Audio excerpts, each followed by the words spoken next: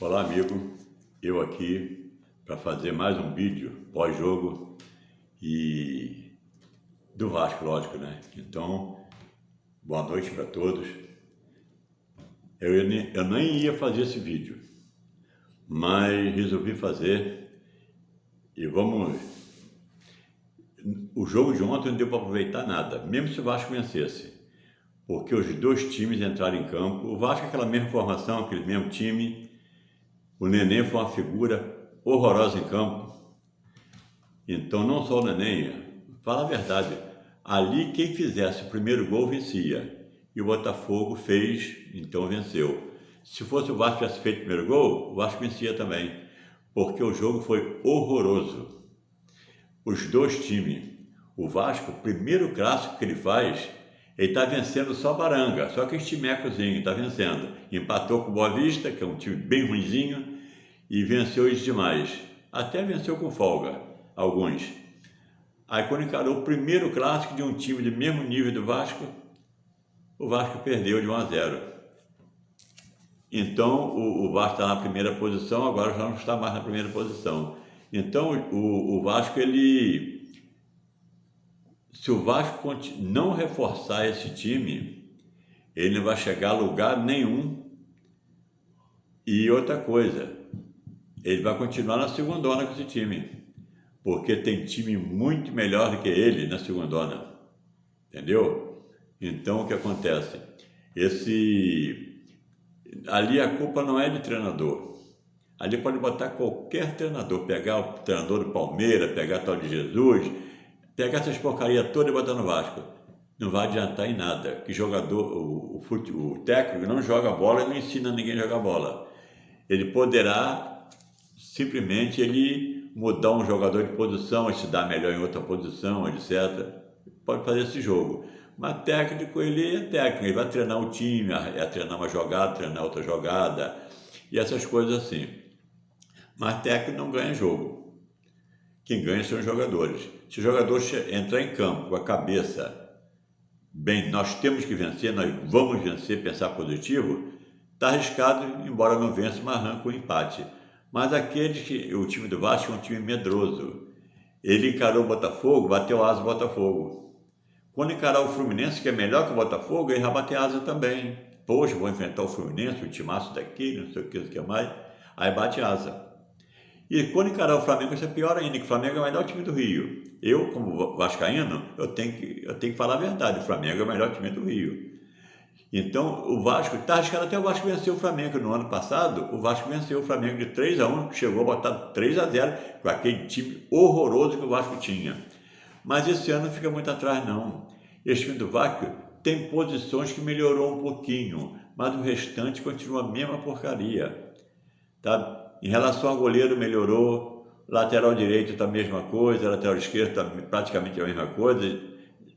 A meio de área está um pouquinho melhor, cabeça de área, mesma porcaria, e ataque, mesma porcaria, não mudou nada. Esse tal de Raniel, essa turma assim, é muito, muito horrível.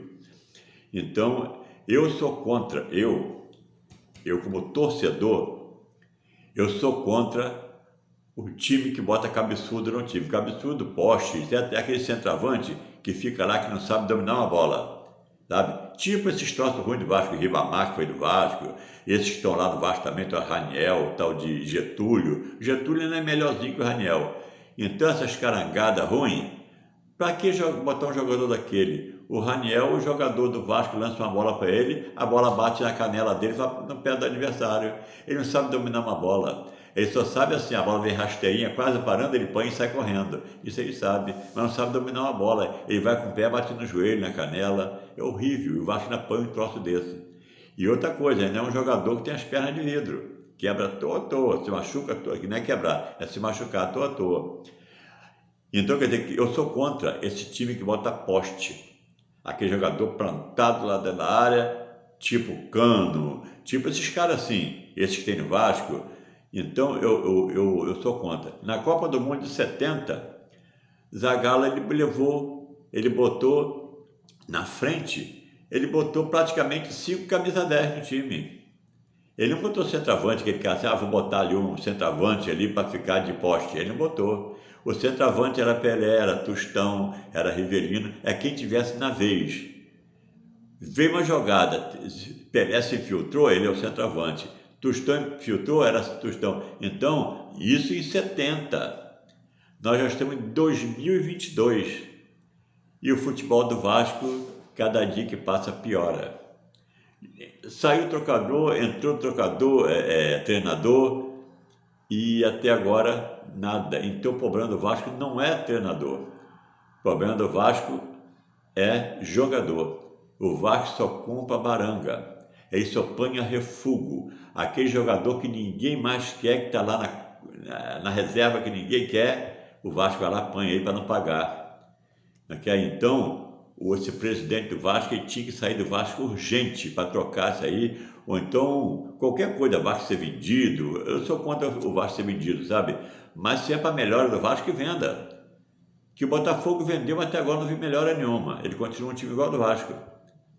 Então o Cruzeiro foi vendido, o Ronaldo comprou, continua a mesma coisa. Então quer dizer que tem coisas que a gente aceita, tem coisas que a gente não aceita. Em relação ao jogo de hoje, o Vasco no começo parecia que ia ganhar o jogo, chutou umas 2 bolinhas em gol, etc. Mas esse Tony Peck também é bem fraquinho, sabe? Bem fraquinho. Ele é muito cheio de, sei lá, então do Vasco, eu falo a verdade, eu não gosto de nenhum dele, nem Nenê. Nenhum dele. O que tá me agradando um pouquinho mais é esse goleiro. Esse goleiro está me agradando. E agora, mudando de um polo para o outro em relação ao jogo de ontem, vamos falar sobre o Vasco fechou com 3 jogadores. Vocês têm que ver os 3 jogadores que o Vasco pegou. Porque jogador bom, ele não é emprestado. Você já viu o Flamengo emprestar Gabigol, Bruno Henrique, Arrascaeta, Everton Ribeiro? Então, esses caras já viu o Flamengo emprestar? Você já viu o Atlético Mineiro emprestar aqueles craques dele? Ninguém empresta jogador bom. O jogador, quando ele é emprestado, se está emprestado, é que não presta para aquele clube. Vai servir para o outro. O Vasco pegou mais 3 jogadores emprestados. Aí vem de graça para o Vasco vai pagar só salário. Mas olha os jogadores que são. Um ex-Flamengo, base do Flamengo, chamado Luiz Henrique. Ele já esteve no Flamengo, no Botafogo e estava no Fortaleza. Agora veio. Esse jogador não serviu. E outra coisa, o Fortaleza emprestou ele para não sei quem, emprestou não sei o que mais, e todo mundo devolveu. O Vasco lá pegou. Então, está de Luiz Henrique. Se o Fortaleza emprestou esses times e ninguém quis ficar com ele, ele deve ser um Pelé, né, cara? Deve ser bom pra caramba. E o Vasco lá pegou ele. Luiz Henrique, meio de campo. Deve ser, eu não lembro dele, mas deve ser uma peça inútil. Estou falando como jogador, tá? Então, aí pegou o tal de Quinteiro, também do Fortaleza. Esse Quinteiro é um zagueiro. Eu não lembro ter visto ele jogar, não. Pode até ser que eu já vi, mas não lembro. Mas se emprestou, é porque não presta. Não presta. Aí veio a história de Quinteiro.